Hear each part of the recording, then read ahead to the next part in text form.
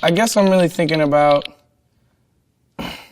Call of Duty, because all I do is really play Call of Duty nowadays. Genre, a word that seems to become more meaningless every day. We've got things like anime metal, vaporwave, emo rap, and really trying to split music up into different boxes is somewhere between arbitrary and impossible. People seem to especially have this problem when it comes to artists like Post Malone. They won't stop calling him a rapper, even though he doesn't want you to say he is. Sure, he has a lot of songs that have a heavy hip-hop influence, but he also has a lot of songs that sound like other things. I guess my influences are, I like Kurt Cobain a lot. I like Johnny Cash.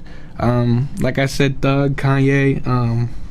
Shout out to Fleet Foxes as well. Shout out to Robin Pecknold for really, inspiring a lot of my stuff. Influences he got from growing up around all kinds of music. My dad always put me on every type of music. My dad put me on rock, country, every type of which way rap. I just think that he raised me to appreciate music. A lot of these artists had such a big impact on Post. He wears their influence literally. He has finger tattoos of John Lennon, Elvis, Kurt Cobain. It's all like my favorite artists, that have passed. And I'm about to do all 10. I'm gonna get Jim Morrison and George Harrison right next to John and everything. Without these guys, I wouldn't be making music right now. We can really see these influences in his album Beerbongs and Bentleys, one of the biggest albums of 2018. An album so varied that the Grammys just gave up and called it a pop album. I can't blame them for their decision. This album has a ton of different sounds in it, from folk, rock, to hip-hop, and straight-up electronic club bangers. Beerbongs and Bentleys is Post Malone laying out all of his musical influences. So let's go into this album and see how Post works in all of these different genres, and the impact they have on the music he makes. It's true that all that you know is all that you want. You said that it's all that you want and more. This is Stay, by far the most acoustic song on the album, and the song that gives us the best idea how Post works with his folk or country influences. So we're having a conversation about George Harrison, and then we just started playing these chords, and actually Stay for about a year and a half was called George forever, because it just reminded us of George Harrison. That's Andrew Watt, who's responsible for a lot of the guitar and acoustic sounds in Post music. Post plays guitar himself, but I suppose Andrew is there to help him with the process. You can hear his influence in Stay, but also in some of Post's earlier work, like Feeling Whitney. And I was feeling Whitney, me and my homie sipped Houston. Cars and clothes thought I was winning, you knew I was losing. Here we have the man that Post goes to for his acoustic influences, making songs that channel the Beatles or Bob Dylan. We hear this right away with not one but two guitars put in the stereo. I'm on the left playing 1946 Martin 018. Post is on the right playing a 1953 Gibson J45, very Bob Dylan. And you listen to one, it sounds cool. You listen to the other, it sounds cool, but the magic's in two of them together. Fuck off and pour another drink. Tell me what you think. You know that I'm too drunk to talk right now. Notice how the notes of the song sound weird for a brief moment. They introduce a key change at the ends of the phrases. Most of the song is in the key of C, which might get boring since the only thing happening is two guitars. It starts with an F major 7 and then C major 7 into an A minor 7. And then on the single note run, they throw in a B flat, which briefly turns it into the key of F.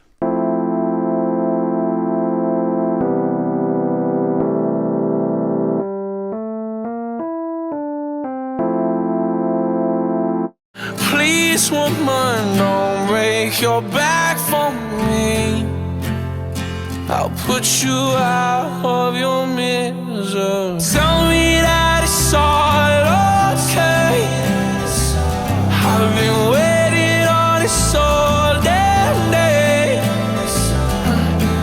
We get to the chorus, where you can hear every emotion in Post's vocal. In an effort to do something completely different than he had done at that point, we recorded it live. The guitars, the bass, the vocals, it's all recorded from the performance of Post or Watt. So we get the nuance of a live guitar performance and a live vocal performance. Here's the vocals in the song, and notice how every breath, every nuance, you can hear it, it's not taken out. Tell me that it's all okay. I've been waiting on this all damn day. Call me in the morning, tell me how last night went. I'm here, but don't count on me to. This is an important part of what makes Stay sound so different from Post's other songs. The live nuances of the guitar performance and the differences between the two of them. And the vocals, where you can hear every breath and sound Post makes while he's performing. All of these details make the music sound alive. Call me in the morning, tell me how last night went.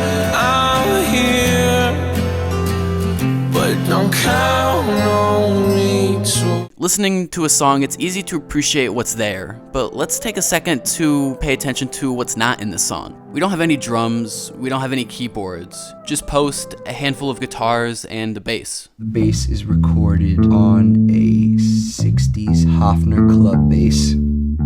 It's a hollow bass, and it's very dead sounding.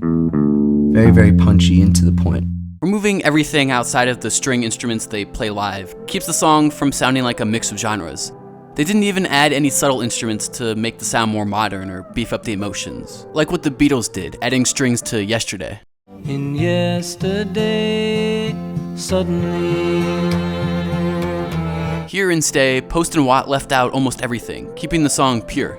But don't count on me to stay a little longer if you convince me and tell me all the things that you have against me. Every time we make up, the truth is fading. Everybody's blind when the view's amazing. We're at verse 2, where the instrumental is pretty much the same, but Post's vocal melody is completely different.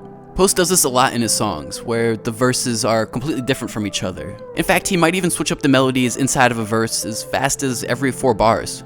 Thinking about how song structure works, Post can do this and it really doesn't impact the song that much. It may be the most pessimistic view, verses are just parts of the song that serve to get to the chorus. And Post pretty much always leaves the pre-chorus and chorus identical, to make the song nice and catchy. But the verses, he almost always switches them up completely. The rhythms, the melodies, makes them different. The standard and easier way to write verses would be to take your verse 1 and copy it to verse 2, just change up the words, maybe add a couple variations. But Post makes them completely different. It keeps the song sounding fresh so you don't exactly know what to expect, but when you hit the pre-chorus, you know that you're about to hit the chorus that you know. Here's parts of verse 1 and 2 that are instrumentally the same, but notice how Post is completely different. Well, except for the single note line, which kinda acts like a musical thread connecting the two. It's all that you want and more. Fuck off and pour another drink. Tell me what you think. You know that I'm too drunk to talk right now. Damn, who are we right now? Can we have a little conversation? Figure it out with no intoxication. We carry on, what is our motivation? We're never wrong, how the hell we gonna make it? Maybe we're used to this. Verse 2 goes into the chorus, and then the bridge, which is filled with a slide guitar solo. A 1957 Gibson Ultratone slide guitar. Which, if nothing else, is beautiful and fits with the live guitar themes of the song.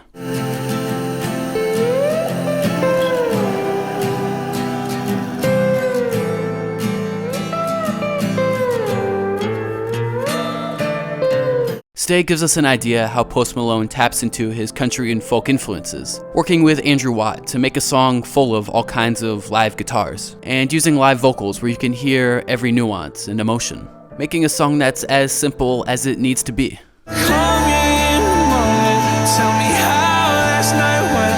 I'm here, but don't count on me to stay.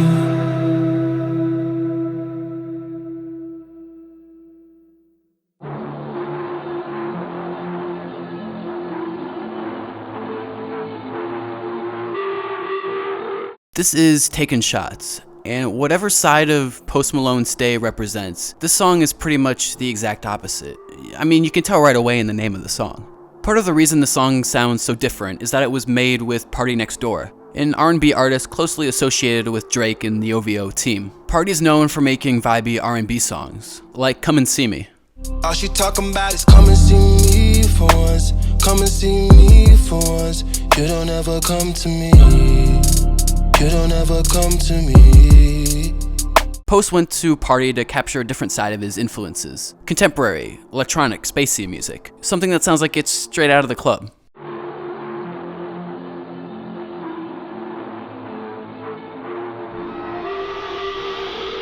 Drinking all night, but we ain't done yet. Waiting on the plug, but he ain't come yet. Still need something, put your bank on it. Got a big bag with a big pun. Party ain't over if they say something. No sleep till I seen 3 sons. Party going in with the 3 sons. Raw dog probably have 3 sons. Right away, we know we're dealing with something contemporary. There's the hip-hop inspired kick and clap on 3, as well as the hi-hats. But these hi-hats sound like something Party Next Door would have done. A typical hip-hop hi-hat pattern would just go in a straight line, hitting on the 8th notes. Party likes to open up his hi-hats a little more, making them spacier, and moving them between the left and right sides.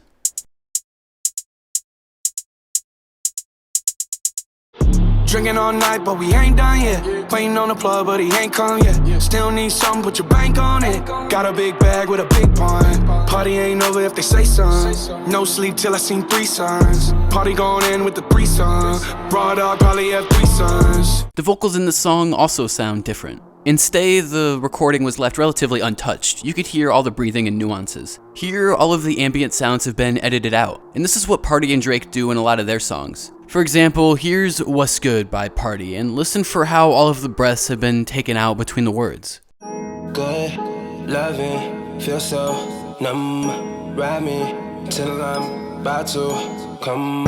I see you are about to claim Axel. Oh girl, don't be shy. Notice that there's hardly any breathing left in the song. They could have gotten rid of it using a limiter where you cut out everything below a certain volume, or it could have just been a function of the way they recorded the song. Recording all the vocals and then chopping them up and putting them together into one piece of work. Doing this would probably require cutting out all of the breaths and other noises to make sure everything fits together. This is where I usually demonstrate what it sounds like, but this is how I make all of my videos anyway.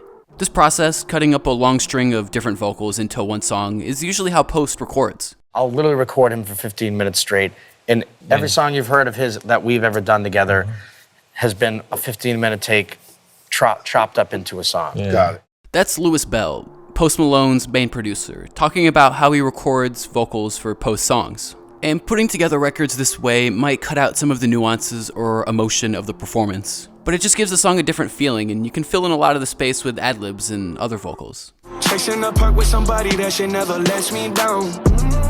They go to work for some money, we make it from acting now. We taking shots right now. Yeah, we taking shots right now. Everything we've heard so far, all 47 seconds, has been the chorus, highlighting another difference between Post's folk or country influences and his more contemporary ones. The more acoustic songs usually have a verse before the chorus. They're usually more intimate. It's more about the experience of listening to the song, so you don't need to get to the chorus right away. While his more modern songs usually start with the chorus, getting to the part everyone wants to hear as fast as possible. So we only get to this first verse after we've gone through the chorus.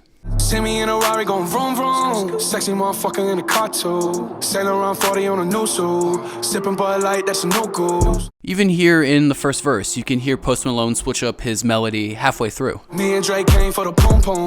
Drippin', drippin', drippin'. Women tryna take my millions. Help my bro with Hannah since I'm Jason Williams. After the verse, we go back to the pre-chorus and the giant chorus, until we get into verse 2, which again is completely different than verse 1. Yeah, we taking shots right now. Frontin' on me, but you love it. Tryna act like you above it. Dab, I know you wanna rub it.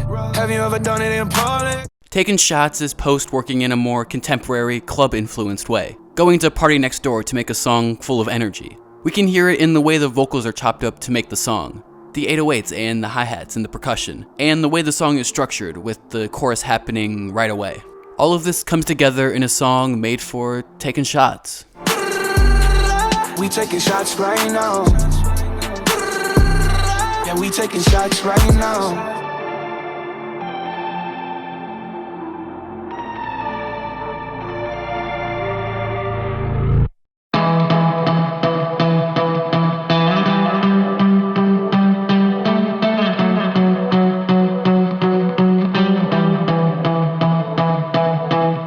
We've jumped into a whole different world of Post's influence with Over Now. The start of the song sounds painfully similar to some 2010s indie pop electronic song, something like Intro by the XX.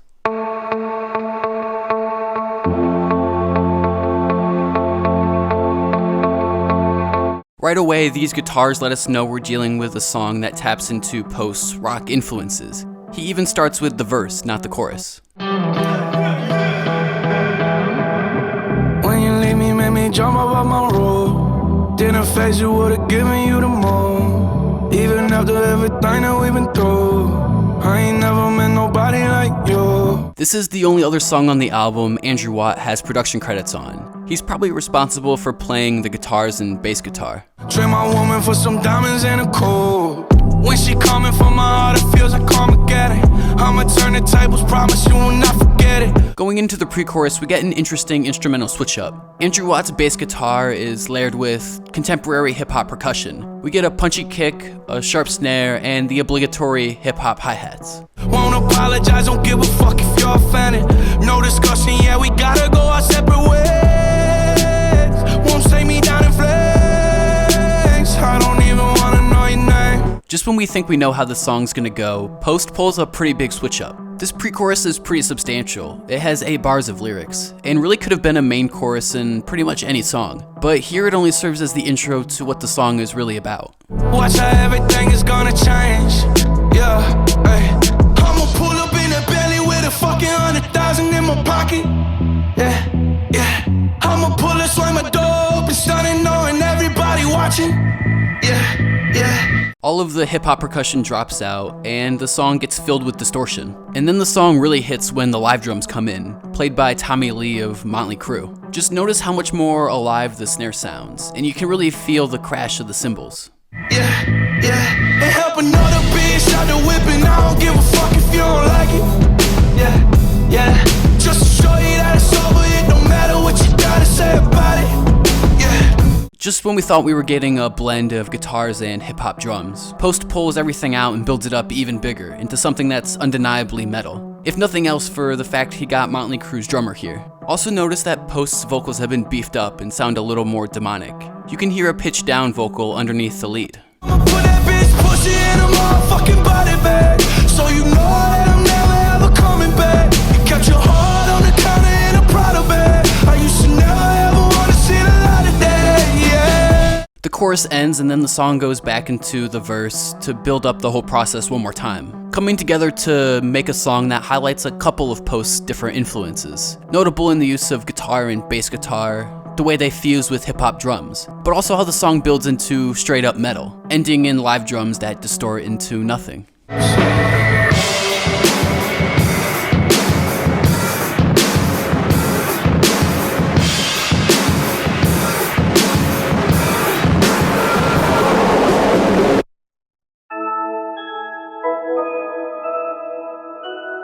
Yeah, yeah. Hey. We've jumped to another extreme with the poppy and upbeat Candy Paint, a song that Post actually produced himself. For Beerbongs and Bentleys, I really wanted to produce a lot of the shit on there myself. Yeah. There's so many songs on there that I produced myself. This doesn't just consist of Post writing songs on his guitar. He also uses computer interfaces and MIDI, the same tools used by pretty much any producer. I just sit there and play around. I can't play the keyboard for shit, so I just really like I just sit there and play the stuff with piano roll and and just vibe from there. And sometimes Louis Bell helps me, the most fire producer ever. So shout out to Louis. Louis Bell is also credited with production on the song. He takes Post's rough drafts and turns them into completed songs. Candy paint with the white on top. Lambo doors or the woo-up drop.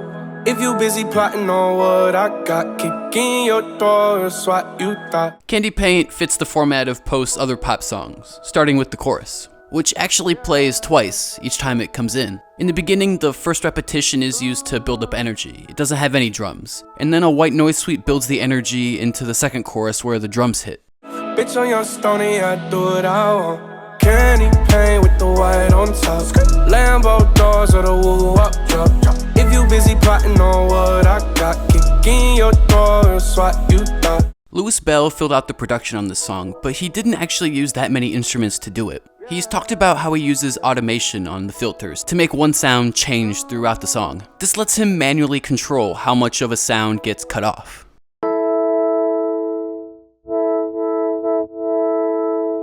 We can hear this happening really well if we compare the beginning and ends of the song, which are identical except for how much is filtered.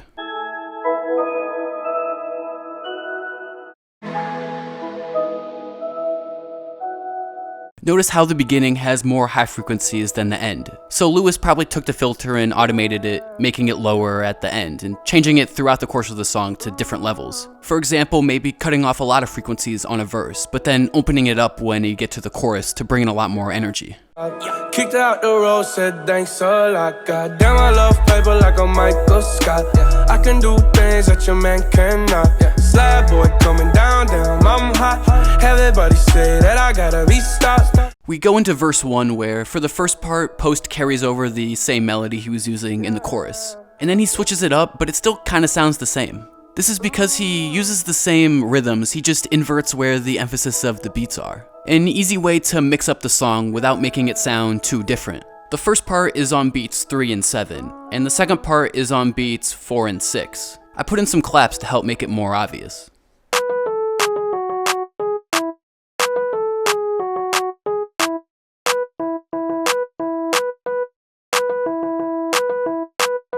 Even though my final form ain't none of that, I'm so ahead of you motherfuckers. How you comprehend what you ain't understanding?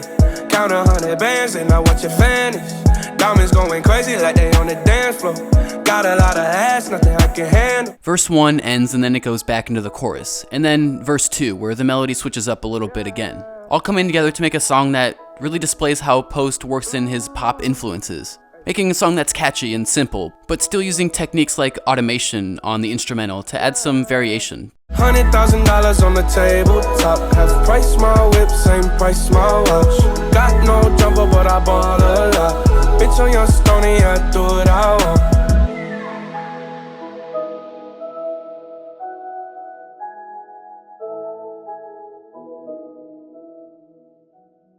Beerbongs and Bentleys is full of Post Malone exploring all of his different influences, from country, folk, and metal to hip-hop and radio pop, creating music in all kinds of genres, and proving himself to be way more than just a rapper, making a variety of songs from all kinds of different genres, making an album that has something for everybody, making something that sounds good.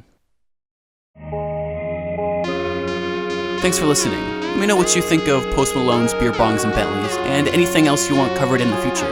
You can find episodes of Sound Selection as a podcast on iTunes or on YouTube.